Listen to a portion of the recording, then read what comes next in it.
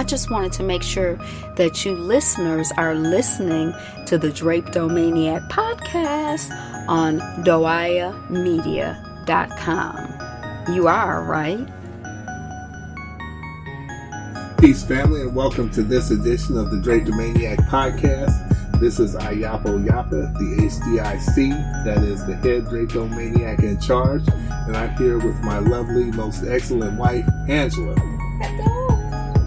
And we're here to have conversations on how to get off this plantation. Well, it's been an eventful week, and different things are going on. I was watching a lot of what was going on in Gaza, and just the other night, last night as a matter of fact, I saw some YouTube videos about the brother who went to Colombia and ended up getting murdered, which is a tragedy, and just a whole lot that's going on. I was talking to Angela about these different things, and I said that I think I want to do the podcast on how to find peace or how to be at peace, and that's what we're going to be talking about today. Is like in the midst of all this chaos,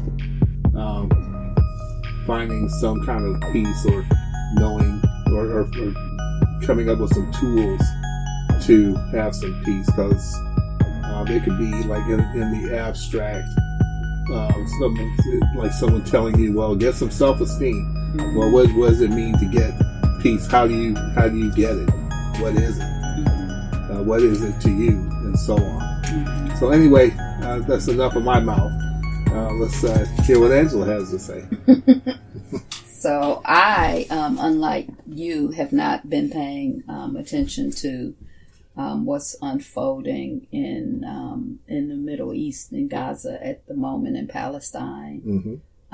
And part of that has to do with how I manage my peace. Mm-hmm. So I think that, when I thought about it, there were kind of two main things that I think are important or have been important for me. One is getting grounded in the here and the now, and I have some specific techniques that I use in order to do that. And the other is getting clarity about what I can do, what I can't do, mm-hmm. What I can impact, what I can't impact. And I don't really know what a succinct term is for that. But those are kind of the two things two things that I use, and I have a couple of tools for that. Mm-hmm. I tend to be a very high strung person.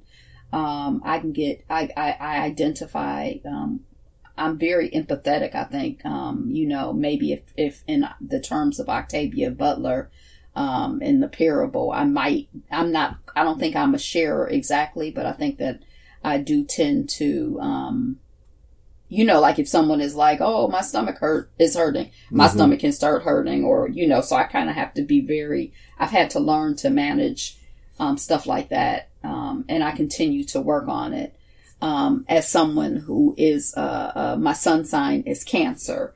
And so boundaries tends to be, an important, thing for me, and also someone who does energy work with others. Mm-hmm. I think a lot about boundaries and managing my boundaries in such a way that, I don't get overwhelmed by,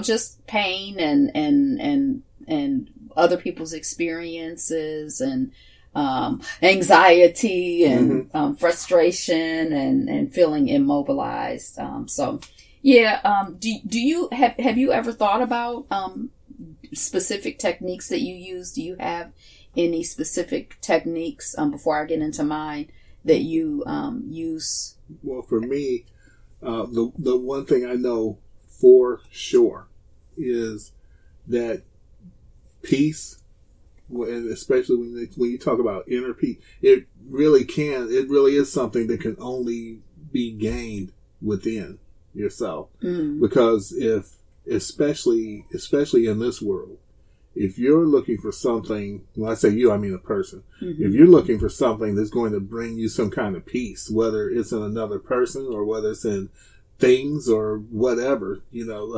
material, whatever, or security with money or what. I think it's been proven over and over and over again that those things can't necessarily bring you any peace. Mm-hmm. They may solve some problems or some temporary problems or whatever, but as far as having real peace within, it's not about any of those things. What is peace? What does peace mean to you? What is peace? Well, peace means to me, I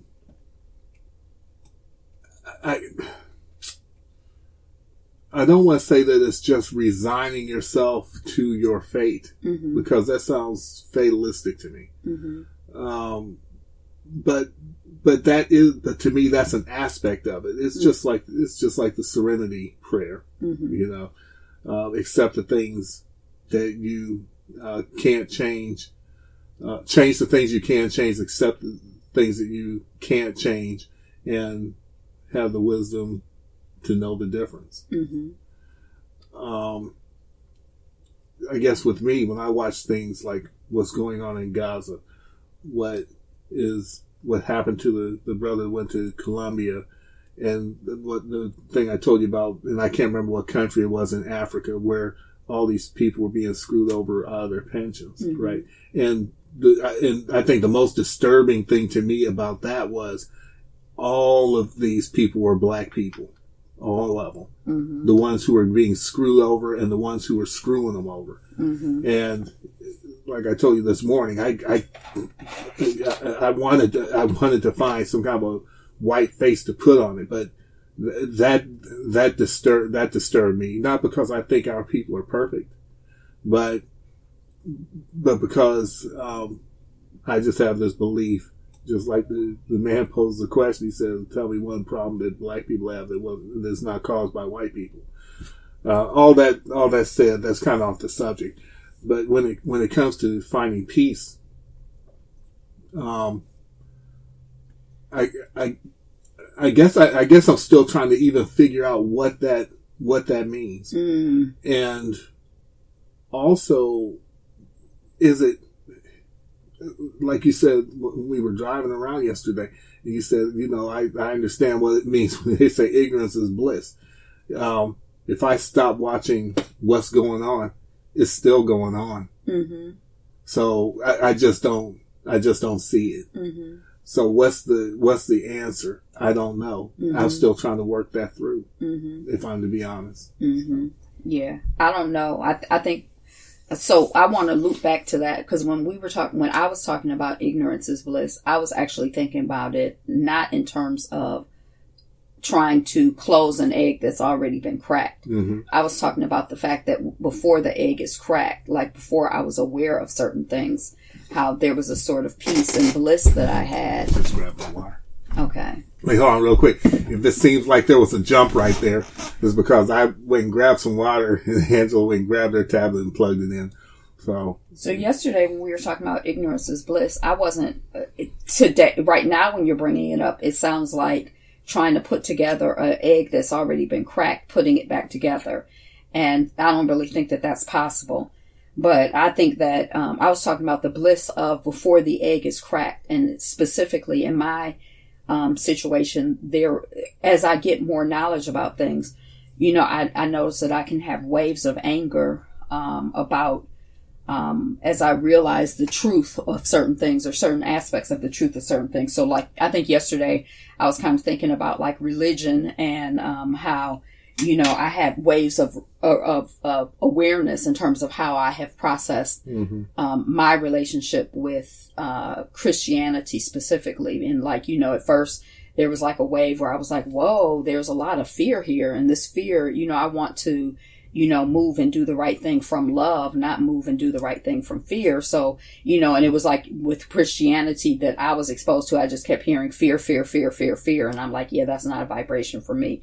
And then at another wave, I kind of like started hearing a lot of male supremacy, like God, he. And I was kind of like, woo, that's, kind of not for me. And, I went through like awareness and peace and awareness and peace. And I guess now I'm getting a real awareness of white supremacy in the context of a lot of, religious structures, and that, like, I'm having a lot of anger about that. And I guess, theoretically the peace, will come later.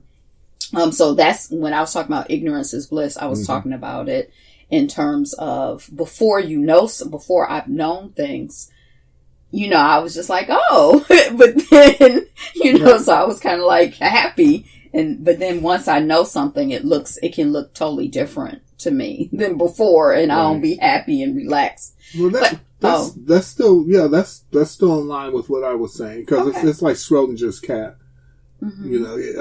It's both dead and alive until you open the box. So, or it could be either dead or alive. Just either dead or alive until you open the box. So until you do, you just don't open the box. So anyway. Yeah. So, and I don't know if I have a specific definition of peace. I didn't even think about looking it up to see what Webster says or Google or the internet says.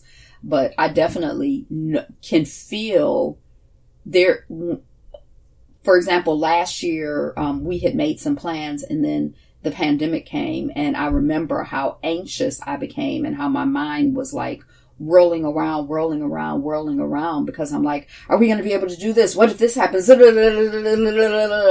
like, I was not relaxed. I was not calm. I was very agitated. I was very upset. I was constantly trying to figure things out. So that was like, I was not at peace. And then, I started that yoga teacher training, and I feel like I started to like have a whole, it gave my mind something productive to do. Plus it's yoga. Well, that's the thing too. I think that just thinking about it, I think peace is the absence of conflict. That's like talking about war. You have two factions and they both stop fighting. So, peace is the absence of conflict, and the absence of conflict doesn't mean that the thing that was the focus of the conflict has even gone. It's just that you made peace with it. It's kind of like I'm always saying, you don't realize that you're tied down until you try to stand up. So there's different ways of approaching it. You're tied down, and then you try to stand up and you realize you're tied down, and now you're in conflict because you want to stand up. But your other choice is, okay, I'll just sit here and not fight against it. And therefore there's no more conflict. At least there's no more conflict as far as standing up goes. But there may be a conflict with the fact that now you're upset because you can't stand up. So, it just depends. If you make peace with, okay, well, I'm stuck in this chair and that's just my lot, then that's like when a person makes peace with something. It's like talking about the 5 stages of death, or there's 5 stages of grief, where that final stage is acceptance, and you make peace with it. There are people who do it every day when they're at the edge of transitioning, and there are people who just make peace with it. So.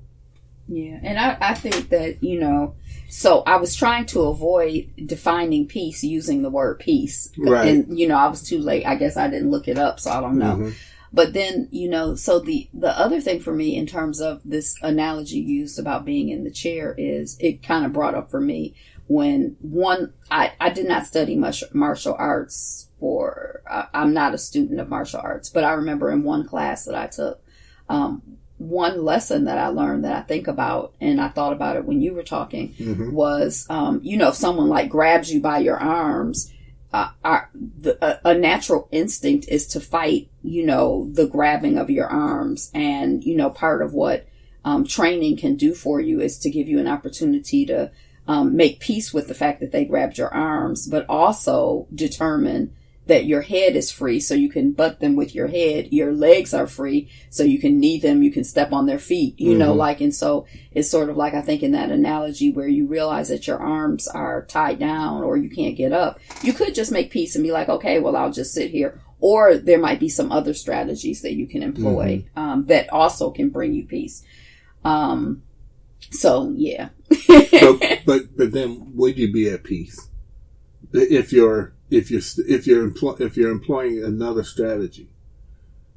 I don't know. I think that you could be. I think that you could make peace with the fact that this person, you know, has your arms and they're going to do whatever they want to do to you. Or you could make peace with the idea. You could be comfortable with the idea and be in the flow with the idea that I'm going to use what I have available to achieve my freedom, or to the freedom that I have in my head. I'm going to make that a reality. I'm going to work toward. Yeah, which actually brings me, when you were talking about that, that brought me back to that little short movie that we watched. That the more I told you, the more I keep thinking about it, the more brilliant I think that it is. Where the black man was caught in the time loop. At the end of it, I told you how I felt about the end of it. I still thought it was brilliant, but I still at the same time was like, well, he's caught in this loop now.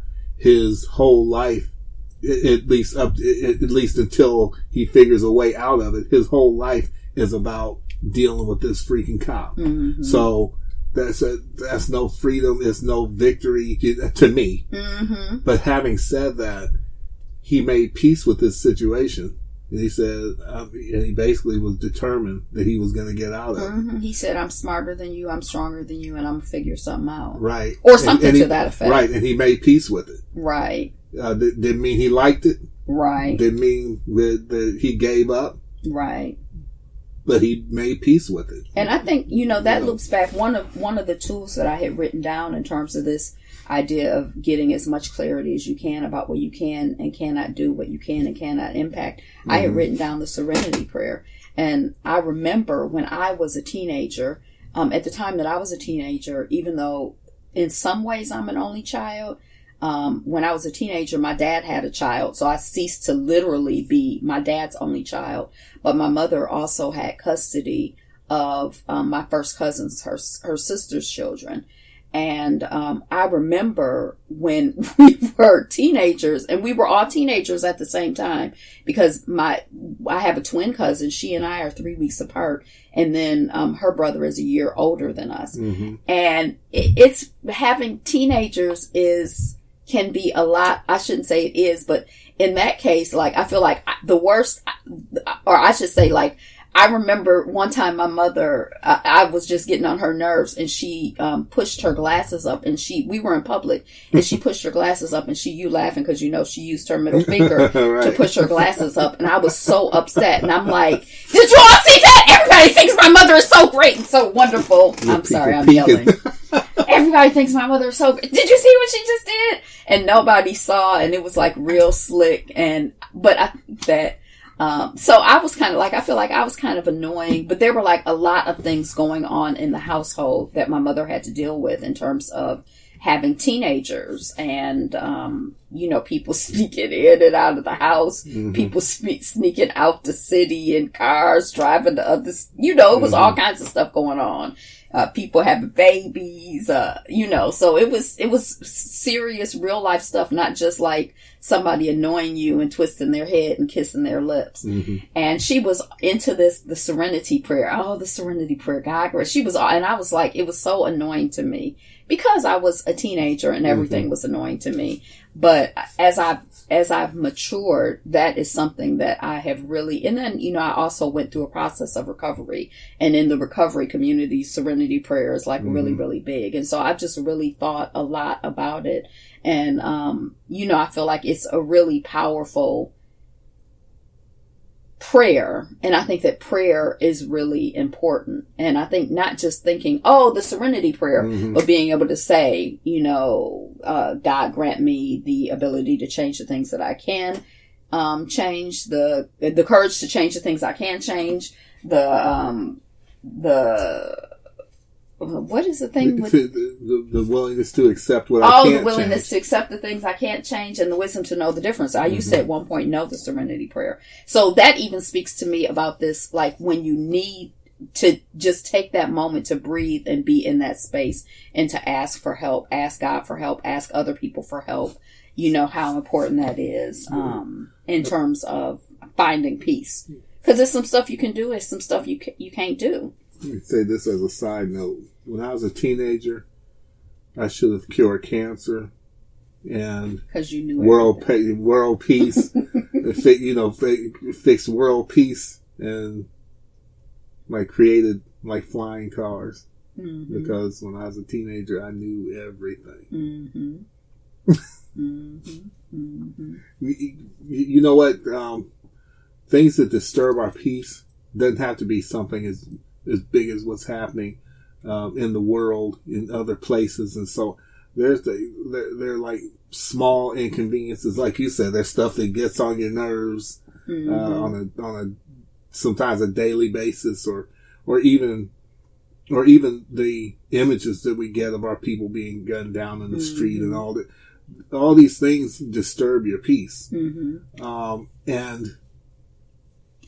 frankly, in a way, I feel kind of a way if I don't feel a way about it. Mm-hmm. I don't know if that makes any sense, but you don't want to be callous and disconnected and unimpacted by right. Another one of our people got gunned down today, and let me go get an ice cream bar. Exactly. I don't want to get like that. I'm already kind of like that when I hear about mass shootings. I'm like, well, another one happened today. I think that's a problem when people get like that. But I don't know if it's because I've made peace with it or that it's just commonplace or maybe a combination of both. Mm-hmm. Maybe you've been desensitized to it. Yeah, I'm sure I have. Desensitization is the same as making peace. Yeah, I'm sure I've been desensitized to it, just like a lot of I think I definitely have with mass shootings. Yeah, and they're horrific. Mm-hmm. But I think that as far as finding peace goes, I think that one of the things I try to do is I write as an outlet. I used to write music. I need to get back to that. But I used to write music as an outlet, and draw. Mm-hmm. And I thought those things were very helpful for me, especially when I was young. Mm-hmm. So, I think maybe the case is that when we're growing up, we gain a lot of tools that life kind of pushes out of us or pushes down in us that were actually helpful. Mm-hmm. And I think that there's something to be said for, like, even this conversation, like remembering, like, a lot of times we have the tools, and some of them are from childhood. One of the things for me for childhood was getting in the bed and getting under the covers, and also getting in water. And that's something that still holds true for me. Mm-hmm. You know, when I feel skitty, if I just get under the covers and just get it's and the same thing with water. Right. And, but I think that this conversation for me is important because, one, I realized, wow, I don't remember the Serenity Prayer anymore. And I thought that was something but I guess it just reminds me that I haven't been using it. And that's another tool at my disposal that I can use. The other thing that I wanted to talk about, kind of related to that, is how we manage, in terms of a tool for dealing with what we can and cannot do, is how we manage our time and space. And also just being, as much as possible, I'm becoming more and more conscientious of how I manage my time and space. Mm-hmm. So you may not be aware of it, but the first thing you said to me this morning was you wanted to share with me.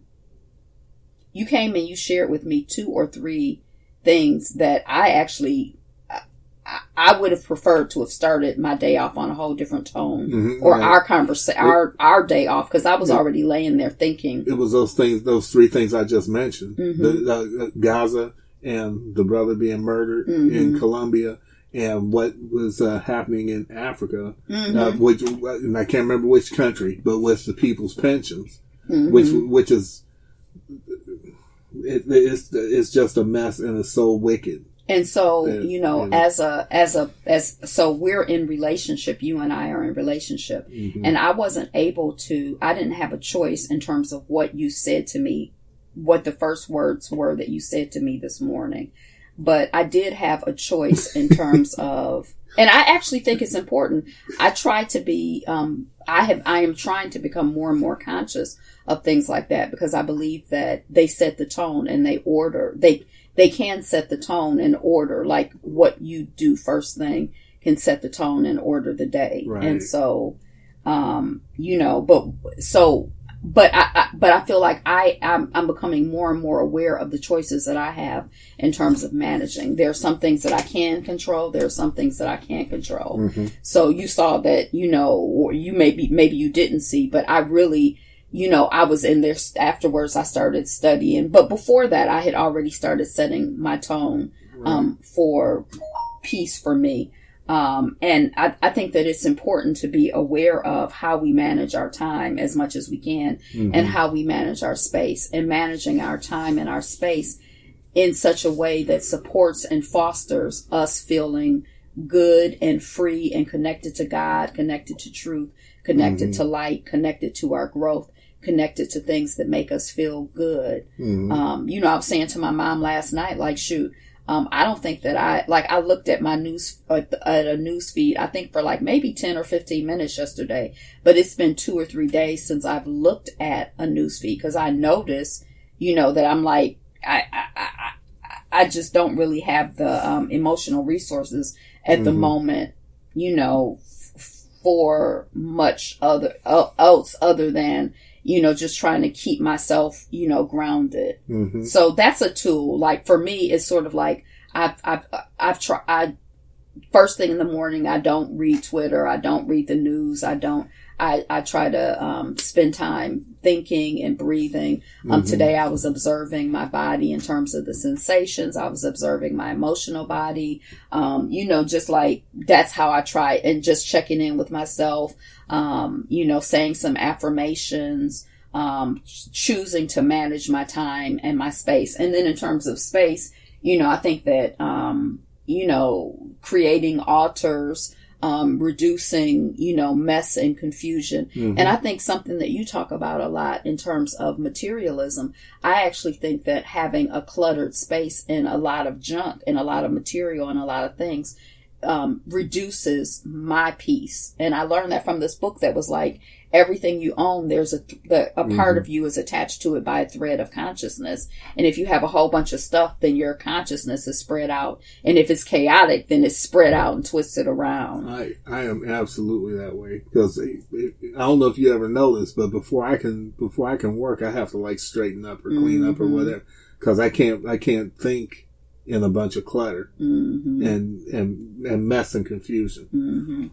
And I can, and I'm used to just kind of like retreating into my own little space within, but I'm trying to become more conscious of managing my space and managing, things in my physical world in a way that is conducive to increased peace, increased joy, increased meaning and significance for me. So sometimes I notice I want things, and I talk to myself about it. Like, do I want it because I want it, or do I want it because I'm just being greedy? Do I want it because the people told me I should want it? Just trying to like get as much clarity as I can about, how I'm relating to the physical world and accumulation of stuff. So that's on my list of can do and can't do in terms of specific techniques. Right. That made me think about, the stuff that I was going to bag up to donate. And you said something that was just so interesting to me when you said that you were over here and you were stressed out about this is stuff I got out of the storage that I didn't even know existed. Before it was there before we even met. Exactly. And I was like, so you're stressing out about what? I'm just there taking stuff and taking so to the y'all don't know Goodwill. what was going on, but my husband brought a bag or some stuff into the house from storage. And he was going through it like, oh, here's a long sleeve shirt. Do you want this? Here's this. Do you want that? And I realized I was like getting really overstimulated. One, because I have been like, I like long sleeve t-shirts.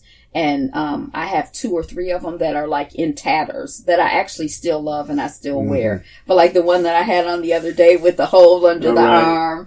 But since I realized that my long sleeve tees are expiring, I probably have 4 or 5 new long sleeve tees in the drawer. But I was like, oh, a long sleeve tee. And and then it was kind of like I had seen this video where someone took 2, long sleeve button up shirts and made a dress out of them. And at one point you had 200 long sleeve button up shirts in the store, in the room back there. Right. And I went looking for them to try it out and they weren't there. And so then when you bought stuff from storage, I was like, oh, I could do that. But my life is perfectly fine without that stuff. But I was over a whole nother part of the room. I couldn't even see what you were doing, but my consciousness was drawn because I'm like, I'm going to miss out on something. We talk about in the modern age FOMO, fear of missing out. And I was having like intense FOMO at the same time that I was like trying to, be sane. Like like something got stimulated that was like totally crazy. Because I was like, But you wouldn't have known if I hadn't told you. The reason I told you is because I was aware that I was like, oh my gosh, this is crazy. And then you told me just go and take it off. Because I wasn't thinking about none of that stuff. Right. So that's it. And that was cool too. Until I started thinking about it. Right. Then once I started thinking about it, I was like... And I looked at it and I saw that one shirt. I was like, shoot, I'm keeping this. This is the one that had that collar. No, I wouldn't took it to the one. No, I ain't seen that stuff in 2 years. Or 3. And now I'm talking about, no, I don't need it. Yeah. And I think that's one of the things that can help with peace though. Cause you can like declutter your life with materially and you can declutter your mind. Mm-hmm. Also. And your emotions, you can declutter your emotions. And that's why you don't catch me really. I mean, I still watch collector videos. I'll watch the news, but not on the mainstream. I watch people talk about the news, but for the most part, I don't watch. Which I never been one to do it anyway. But I'll watch a bunch of mess and confusion. Unless it's the Trey King show, I watch that. Because he gives his opinion, all of it. Lord have mercy. Yeah. That's my one. If what do they call it, guilty pleasure? If I have one guilty pleasure, it's the Trey King show. Yeah. He be cracking me up. Yeah. So, yeah, I think, as much as becoming more and more aware of decluttering and releasing things that no longer serve you or that aren't of service to you. Right. Like they might be of service to capitalism. They might be of service to your ego. They might be of service to somebody else's, but are they of service to you, the real you, the true you? So, like, how you spend your time. Is it adding value? Is it adding peace? Or is it taking away peace? That's another thing. Just like I said to you this morning, and this is something that actually has been in my mindset, but I'm even more conscious of it now, is when I'm faced with doing something or whatever, I'm really getting to where I'm saying, well, what's the best thing that I can do in this situation? Just meaning, what's the most fair? What's the most upright? What's the best thing that I can do, and the best way to do it that is right? Mm-hmm.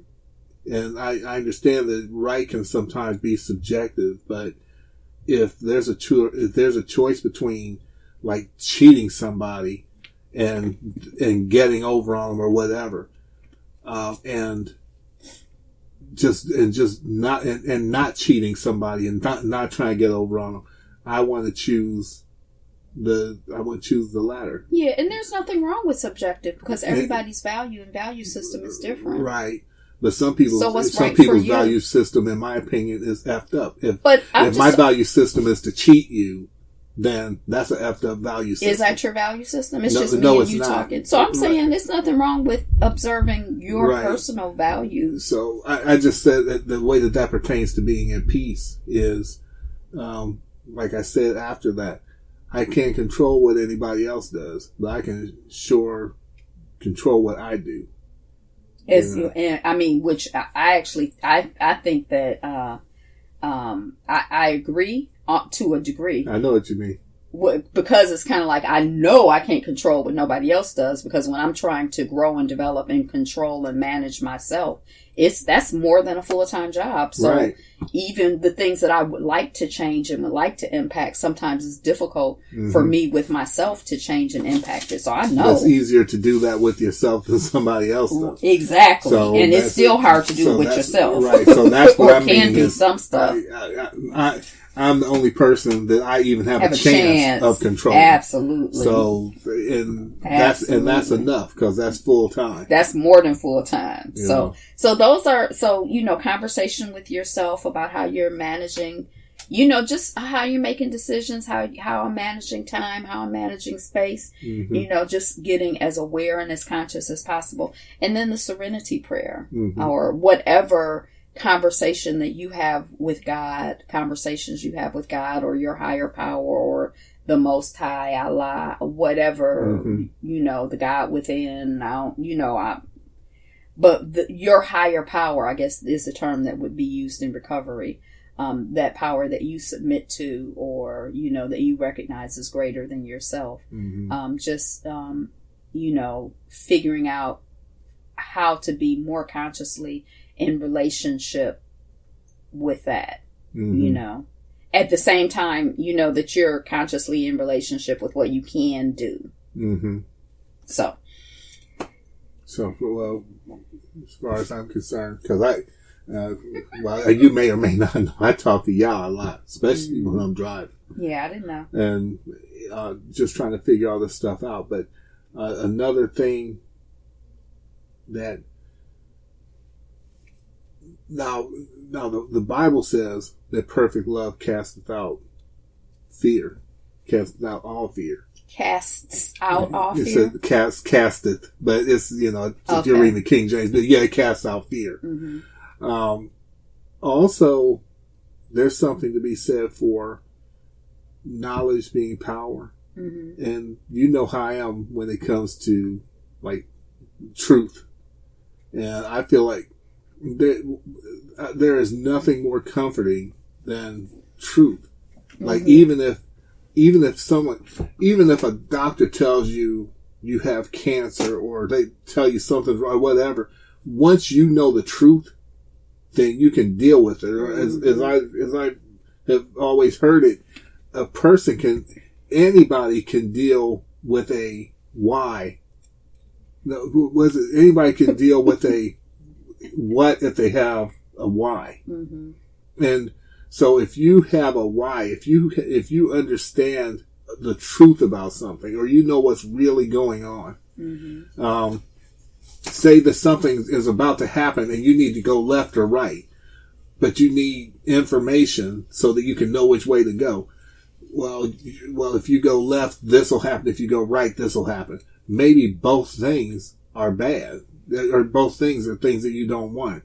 But if you have a knowledge base, at least you can make a decision. And there's a lot to be said for having a knowledge base from which you can make a proper decision, even if it's something that you don't want. There's a kind of peace that you draw from that. You okay? You want some water or something? I'm okay. Thank you. Okay. There's a kind of peace that you can draw from that. Because I told you about, things that have happened to me, and I'll have a doctor, telling me, well, if we don't do this, you're going to die. And I was like, well, let's do it. Because I just told him, I was like, you don't have to sugarcoat stuff for me, because I need to know what I'm dealing with.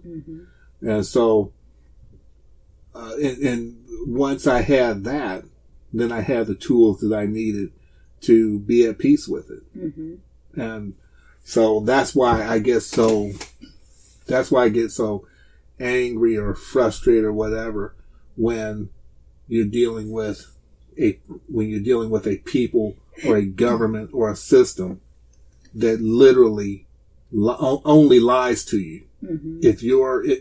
If they're talking, they're lying. Mm-hmm. The only time that they're not lying is if they're not talking, and even then, their actions are lies. There's something.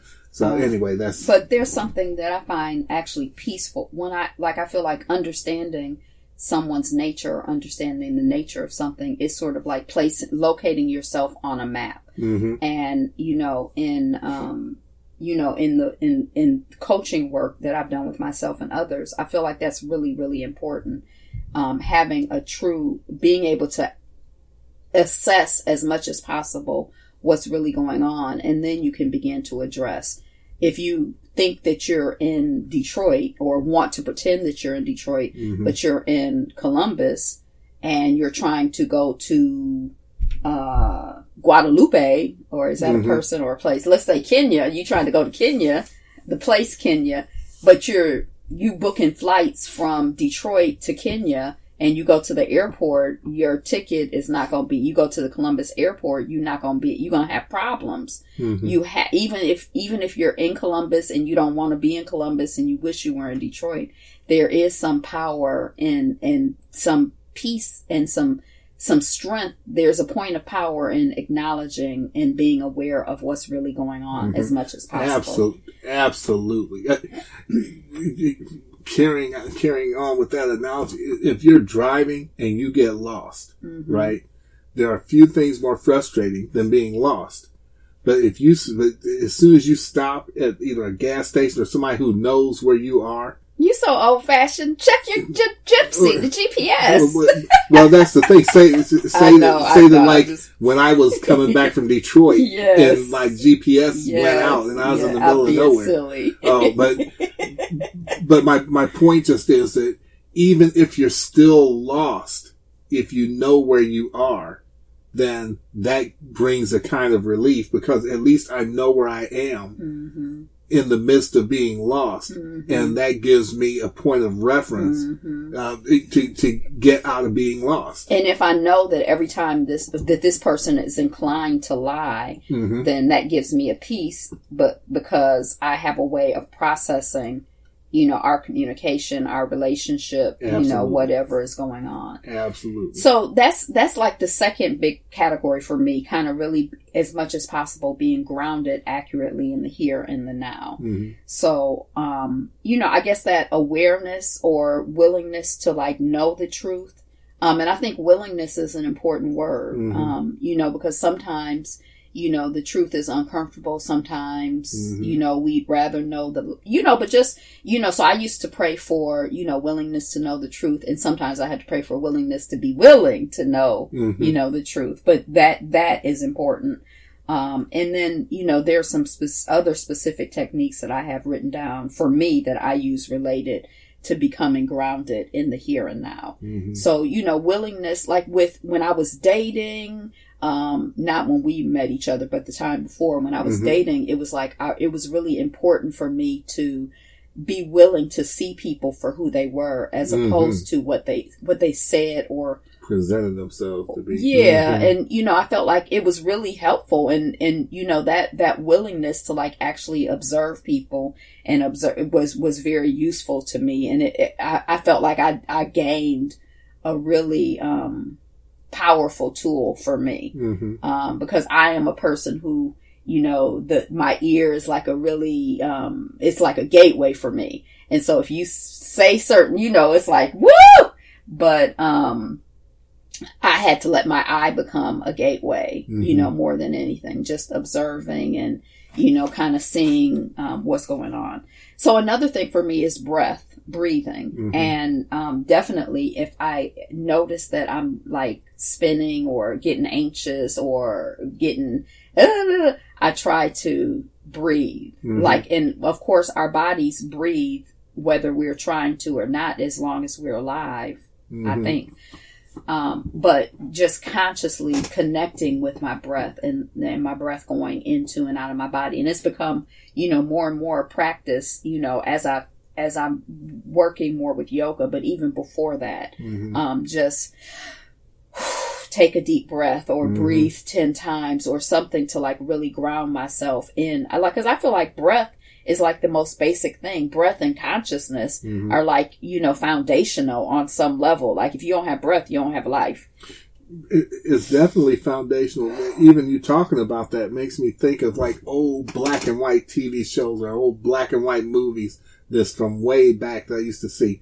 And it would show a character getting excited or anxious about something. And people would say, calm down, breathe. Just, breathe in, breathe out, breathe, slowly. And if you think about it, it's right and it's true.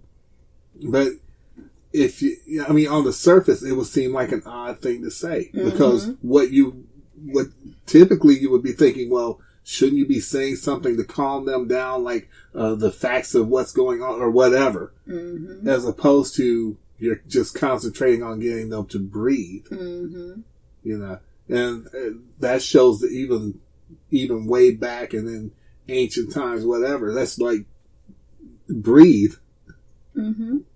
Breathe. And our breath, as a meditator and as learning more about yoga, like meditation and yoga, whatever. But as a Vipassana meditator and now being a yoga teacher training, like I'm becoming increasingly aware or have become very aware of the fact that even now, I was holding my breath as I was talking because I had so much I wanted to say.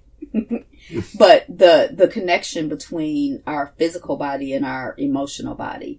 And so when we are relaxed, we tend to breathe more deeply and more slowly. And when we're not, it's shorter breaths. It's holding your breath. You can feel heat on your body when you get excited. If you are, there are things that connect your physical to your emotional, your physical to your spiritual. And as you become more aware of them, they go both ways. So when you're upset, you breathe a certain way. But if you're upset and you're breathing a certain way, and then you can change the way you're breathing, you can change your emotional state. So you can go from being upset to more relaxed or to being calm. And that's that's a point of power. That's that's something that is a useful tool. And something else is true, as odd as it is, that if you're not feeling your best or your happiest, if you start smiling, it cheers you up. I don't understand how it works.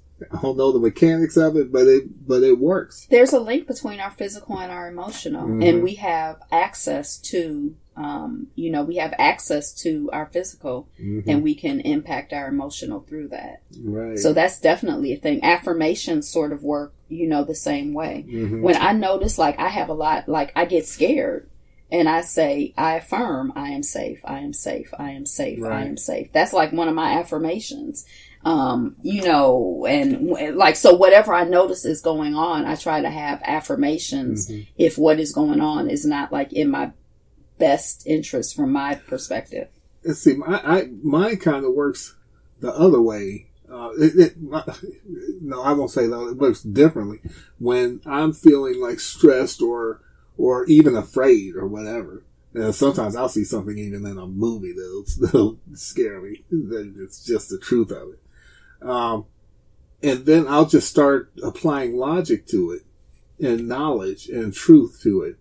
Because I'll be like, okay, I'll watch something. I'll be like, this movie was made, and then I'll be thinking, this movie was made in 2010. It has always existed out there. The only reason that I'm scared is because I just now saw it. But it wasn't it wasn't already out there. And in a week, it'll still be out there, and I won't be thinking about it. So I may as well just feel like I'm going to feel in a week. And that actually works for me. And that's actually not the opposite, or that's not an affirmation is something similar. It's a shortcut. If I feel afraid, I am safe in this moment. Right. So that is, it's a realization of truth. And it's talking to myself about what is true. Right. If I'm afraid of something that's going to happen, you know, oh my God, what if somebody comes in here and stabs me?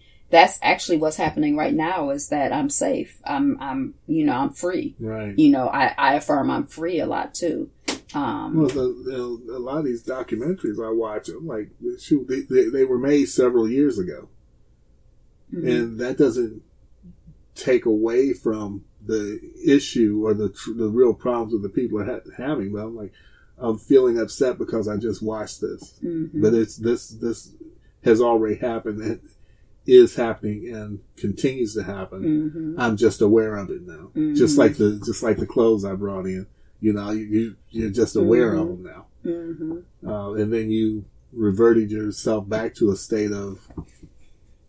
I talked myself down. Right. Off the ledge. Off the ledge.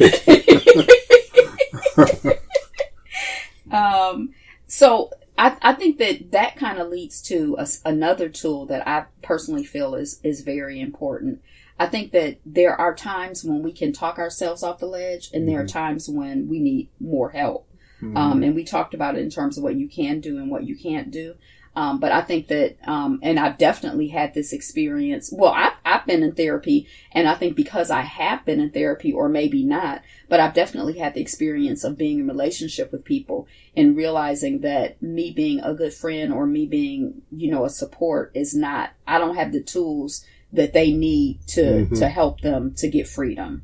And so I think that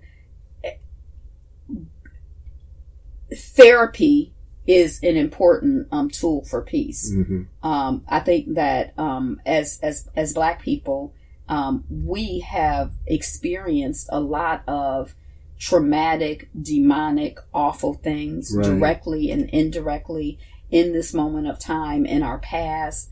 You know, through our neighbors, like there is a lot of trauma, mess, confusion, evil bullshit, right, that we deal with and have dealt with. And when I say have dealt with, I don't mean dealt with like we've processed through it, because that's the point that I want to make, that there's so much that even just a normal, or I don't want to say normal, but if you look at what my husband will say frequently is that, as Black people, we have the same problems that white people have, you know, so right, a white person can sometimes need therapy. But and so just as a person, you could sometimes need therapy just for something that has happened in your lifetime. But as Black people, we have stuff layered on top of that, layer upon right, layer upon layer throughout space and throughout time. And we have not had, we need all the help that we can get for it. Mm-hmm. I mean, I know that there are some people who have had good experiences with prayer and, you know, feeling like they're healing generational trauma, I think is a term that people use.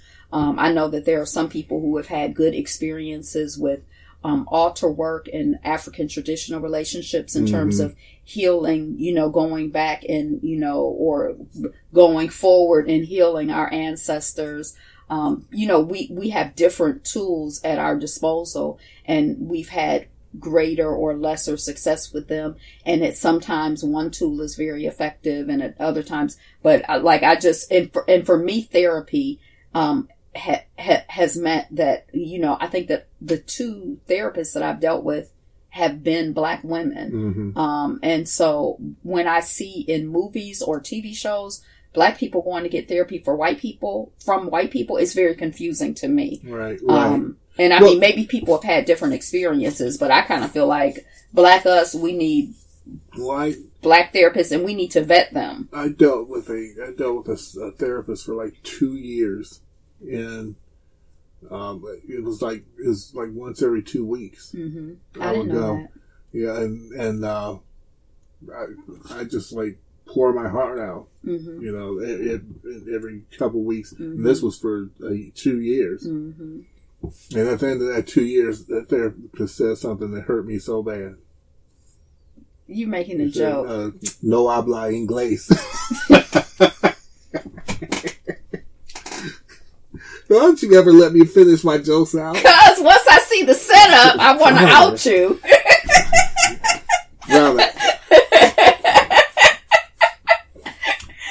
But that therapist said something that really, really hurt me. No habla inglés. Right. Yeah.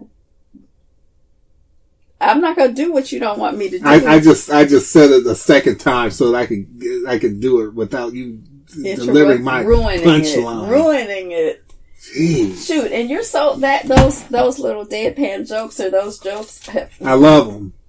Before I met you, and I would watch your videos, that would I just thought that was so funny. Like a lot of because it was. Yeah, a lot of those little skits that you would do at the front of your videos, I really appreciated your comedic. So I don't want to disrespect you as a comedian because I really do believe you're talented. Yeah, I'm not a comedian. You have something comedic. But I feel like that's something journaling. Like there's like, there's certain ritual work that I've done where we, write everything and then burn it or tear it, flush it. There, like, I feel like there is something to be said. And there is an aspect of therapy that is just, letting it out and being. I'm looking forward to using my new journal that I got. Mm-hmm. And just letting it out and like reevaluation, co-counseling or Black Women's Health Project.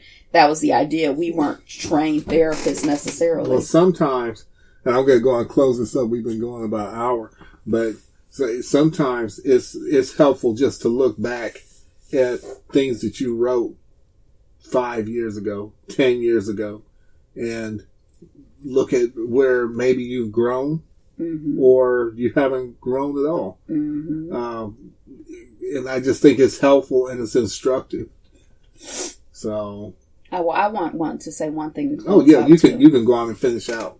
No, the only other. So we've spoken about specific tools in terms of the Serenity Prayer, in terms of choosing to manage your time and space for peace. And in ways that support your peace, breathing. We didn't speak about yoga specifically, but therapy, meditation. And then the last thing that I wanted to say was just gratitude, journals or gratitude. Really getting grounded in the things that you're thankful for. They say there is a saying, and I totally believe it, what we focus on grows. And so really, and that ties back into, how you use your time and your space.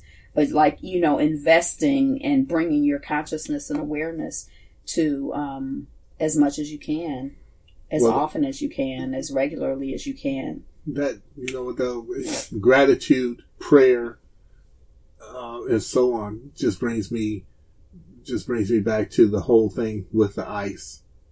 I don't know the ice. Oh, where you say positive things to the ice. Right.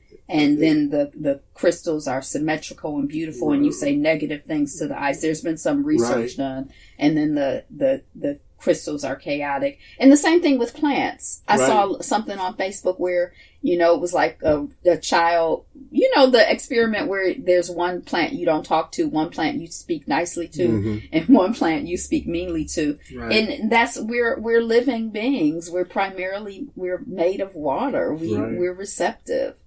So, what we say to ourselves it matters. It counts. Right. And you hear what you're saying. You hear like what you're saying. If you say, oh, I'm stupid, I'm dumb, I'm no good. You hear yourself saying that. Mm-hmm. And also you hear the things around you. Right. So it's sort of like if you have people around you who are speaking negative, if you're listening to a bunch of, this is awful, this is wrong, this is bad. That vibrates as well. Right. Okay. I'm finished. I think I'm finished. I said everything on my little pieces of notes. Too. Well, once again, I enjoyed our conversation. Yeah. This was nice. You gotta stop horning in on my jokes and messing up my punchlines. Yeah, because I was surprised. You were like, you had therapy for 2 years. Right. I was like, what? How did that never come up? And you said it. You were your acting was so good. Wow. Like, I actually believed you. Well, I'll close out by saying this. So this guy goes to a psychiatrist and says, Doc, you gotta help me. I'm having premonitions of the future. Psychiatrist says, well, when did you start having them? The guy says, next week. That's good, baby. It's actually supposed to say next Thursday. But you know the deal. It's good. So anyway, that's it. we thank you for listening to another edition of the Drapetomaniac Podcast. I'm Ayapo Yapa, the HDIC. That's the head Drapetomaniac in charge. And I'm here with my beautiful, lovely wife, Angela. And thank you for the topic. I appreciate it. Oh, you're welcome. I enjoyed it, and I got something out of it. I hope that you who are listening, also got something out of it and found it helpful. Oh, and if you'd like to share some additional techniques and strategies you have to increase your peace, increase our peace, suggestions. Yeah, absolutely. Just put them in the comments. And so, until next week at this same time, we wish you peace and blessings, sanity, safety, and security through separation. And we will see you on the run. Peace. And thank you again for listening to the Drapetomaniac Podcast. Tune in next week at doiamedia.com. DOIAMEDIA.com. And again, we'll catch you on the run. Peace.